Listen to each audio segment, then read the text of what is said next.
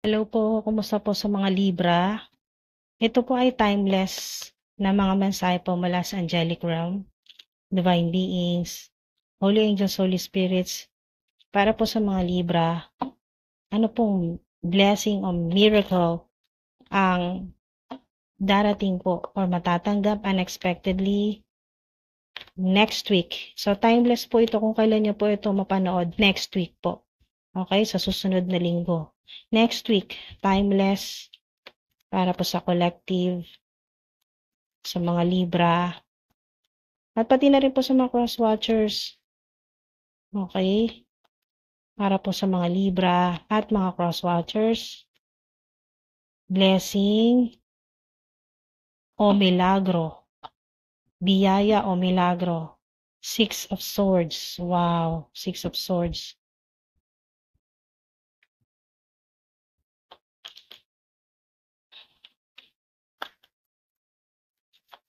Hingi tayo ng clarifying cards o info next week. Milagro. Wait. May hinihintay. Okay. Naghihintay ka? Naghihintay ka na makaalis, makalipat ng trabaho or ng bahay? Or makalipat ng lokasyon, yan po, lugar or bansa. Abundance, no need to worry. Okay. Nagpapakuha na, tukunin na natin. Abundance, no need to worry. At yes, wow, nasa likod siya ng abundance. Yes. O, diba? Yes yan. Yes, ang sagot sa'yo ng divine universe, na mga angelic beings. Yes, pero maghihintay ka or naghihintay ka pa lang. Sa kasalukuyan, may hinihintay ka talaga or maaring maghihintay. So, kung may wait dito, hingi tayo ng clue dito po sa dice. Dahil week ito, hingi na tayo ng clue mga ilang weeks kaya. Mga ilang weeks. Sa ilan, 5 weeks o 1 week. Yan.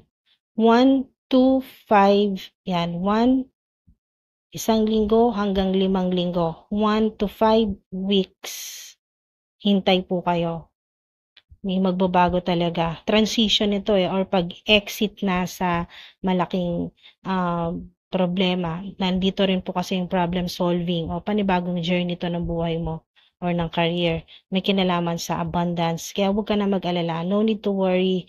Yes pa rin yan. Maghihintay ka or kasalukuyan ka na naghihintay, naka 1 week ka na, mga kung naka isang linggo ka na hinihintay at wala pa rin, hintay ka hanggang 5. Okay, maghintay ka hanggang 5 linggo yan, 5 weeks.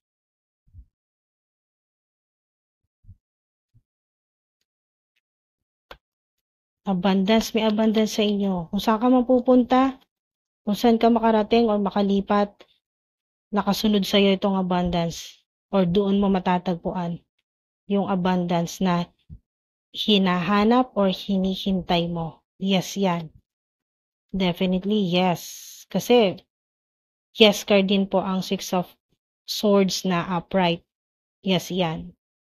Problem solving, transition, or exit. Maaring nakikita niyo po palagi yung signage o word po or nababasa. May nakikita kayong exit. Yung word na exit ay isang sign din po yan mula sa divine universe na malapit ka na makalabas sa sitwasyon na ayaw mo na talaga, yung sawang-sawa ka na, yung hirap ka na, makakalabas ka dyan. No, freedom. May freedom ka na, oh. Reverse din. Reverse din po na 8 of Swords. Yan, oh. Freedom to choose. Yan po. At ikaw na mismo maglalagay ng boundaries sa mga narcissist o toxic people na nasa paligid mo na nakakasalamuha mo. Bagong perspective din ito. At hindi ka na maapektuhan ng external limitations. Yan po mga dude. Napakaganda. Wow. Dito pa lang sa abundance, oh. Ito yung blessing o milagro na hinihintay mo kasi may waiting dyan. Or matagal mo nang hinihintay. Maaaring ilang taon na yan, pero wow, akalain mo na 1 linggo na lang hihintayin mo. Maaaring ito na nga yun, next week. Ito na yung sinasabi dito na mensahe sa inyo na next week, ito yung blessing kasi 1 linggo na lang hintayin mo. Next week, blessing o miracle. Great news yan. Comment great news, mga day. No more delays. Tapos na yung paghihintay po ninyo. 1 week lang na paghihintay. Sa ilan naman po, kung wala pa rin ay tiyagain nyo lang mga 5 weeks. Abundance mindset, wow. If you think of your abundance as something that happens in the future, then it will always be one day away from you. See, feel, think, and speak of abundance as something you already have in the present moment, and that is what you will experience. Diba? Kung nagmamanifest po kayo, hindi yung sana sa susunod na taon, sana sa future, sa susunod na mga taon ay financially stable ka na, mayaman ka na. Hindi po ganon. Present, i-claim mo na. Diba? By divine decree, I declare na kayo po ay i-comment nyo dyan na by divine decree, I declare in Jesus' name. Lagyan nyo na rin po ng ganyan. Diba? Para ma-sealed o may protection. In the mighty name of Jesus Christ, by divine decree, I declare na millionaire na ako. Ngayon na, present. Hindi yung magiging millionaire ako sa susunod na taon. Yan po. Hindi po future, no? Huwag kayo mag-focus sa future. Ito na, yung ngayon na, kasalukuyan. Yan o. See, feel, think, and speak of abundance as something you already have in the present moment. And that is what you will experience. Watch and see what happens. Ano po ba yun? Yes. Diba? Yes yan. Double yes na kayo. Oh, double yes na kayo dyan. Mga dude. Yes, yes.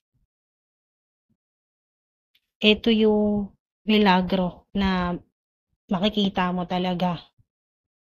Mararanasan mo. Yun po, mga dude. Libra.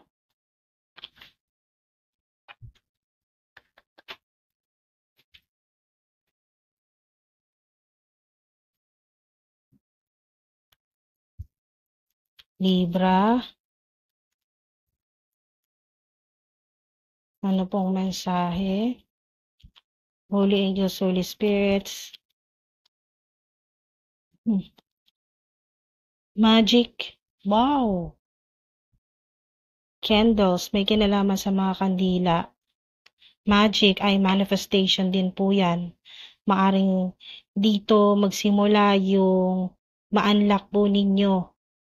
Maging, yung parang hindi madaling paniwalaan talaga. Yung parang, yung masasabi mo talaga na milagro talaga na na-achieve mo tong abundance, nakuha mo to. Yan po. Yung sa ilan ay na-activate mo yung inyo pong abundance portal mula po sa ibang dimension o higher dimension o yung sinasabing angelic realm o higher dimension. Yan po. May magic dyan. May kakayahan ka. Okay? Meron kang spiritual gift. Meron kang divine power na maging ito po yung mga problema po ninyo ay ma-alchemize po. No? Ma-alchemize o ma-transmute. Ma-transmute or mabago po ninyo. Yan po, maaring sa ilan ay kasalukuyan nyo na pong ginagawa ito, yung manifestation or money rituals na ginagamitan po ng kandila. Ayan po, lalo na po kung abundance po ang gamit ng ilan sa inyo ay green na kandila. Pero kung wala naman pong ibang kulay, puti. Yan po, white candles ay kahit sa mga sinaunang panahon pa, yan po yung ginagamit. Puti na kandila. Yan po, napaka-powerful, napaka-magical po niyan. Lalo na po sa manifestation o money ritual. Sa mga ma-manifest po or nananalangin, humihiling ng abundance, prosperity na gumaan po ang buhay, na matapos na po yung mga problema, lalo na problema sa pera or sa kung saan kayo nakatira. Ayan po, gusto ng ilan po sa inyo ay makalipat na. Ito yung mina-manifest po ninyo na makalipat na sa mas abundant na environment. Ayan po, o neighborhood, tahimik, yung malayo sa mga gossip o toxicity, malapit sa lahat ng accessible sa lahat. Okay, mga lead. Sa lahat ng mga pangangailangan mo or ng mga family members, magaan. Okay, magaan, magaan sa pera, maswerte yung malilipatan po ninyo na lugar o na bahay or apartment. Hindi ka na masyadong mag-aalala sa safety, ganyan po, or sa mga makakasama mo sa bahay or mga magiging kapitbahay. So, napakaganda niyan, mga lead. Blessing yan. 'Di ba kung kayo po ay malipat sa isang lugar na hindi stressful, yung mabubuti po, yung makalipat kayo sa lugar na mabubuti, mababait po yung inyo pong mga kapitbahay, ganyan po, yung talagang yung pong parang pamilya po yung turing po sa inyo, ay blessing po yan.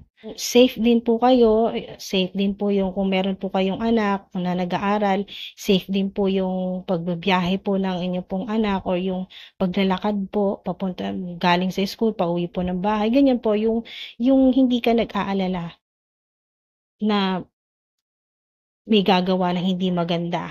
So, nandiyan yung safety, yung security, magaan yung energy, malayo sa mga problema or toxicity, ganyan po. So, maganda yan. Okay. So, huwag po kayong mag-alala, meron kayong protection. Ayan po yung sword dito po sa weight card. Meron kayong fulfillment. Ayan po, wish fulfillment po yan. Ito na yon yung abundance po ninyo. Yung kayo po ay walang kahirap-hirap na magkakaroon na po ng malaking pera. Ayan, stability na maring. Ito yung minamanifest mo next week. Ayan yung blessing na matatanggap mo, stability. Diba? Ace of Wands yan. Or Magic Wand. Sakto dito sa candles, no? Na kayo po ay nagmamanifest or gumagawa po ng money ritual or healing or beauty spell, ganyan po. Wow, gandang combination ng ganito po na magic wand at kandila. At meron din po kayong chalice. Ace of Cups yan. So, nandito na po yung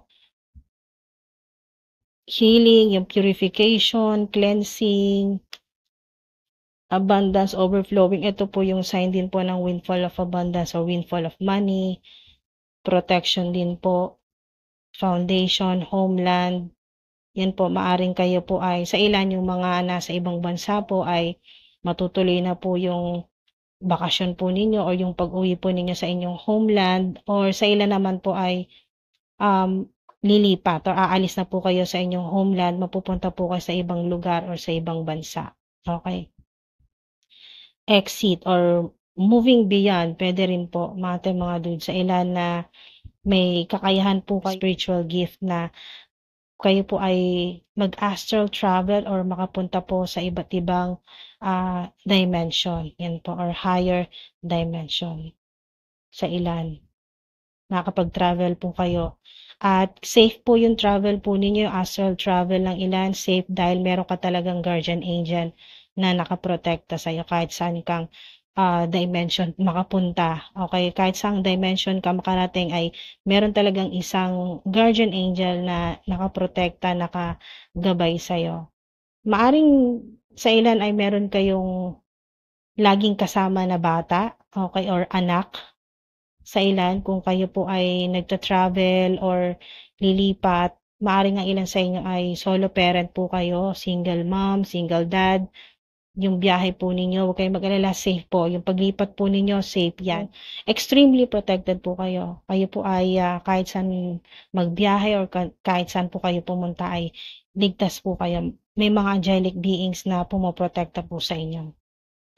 Wow, may kinalaman sa homeland, mga home country sa ilan. So, matagal na kayo sa ibang bansa. Maaring doon kayo nagtatrabaho or doon kayo nakatira.